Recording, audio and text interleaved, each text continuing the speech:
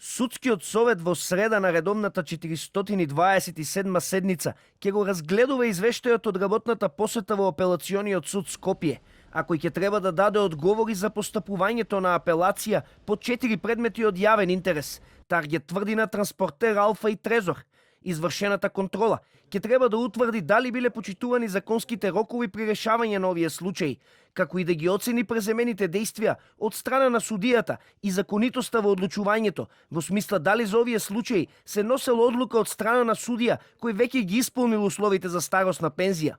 Одлуката за работна посета претседателката на Судскиот совет Весна Дамева ја донесе на итна седница на 19 декември, откако во јавноста беа бурни реакциите по одлуката на апелација да ги уважи жалбите и да ја укине 12 годишната затворска казна против поранешниот шеф на УБК Сашо Мијалков за предметот Таргет тврдина и да го врати случајот на повторно судење.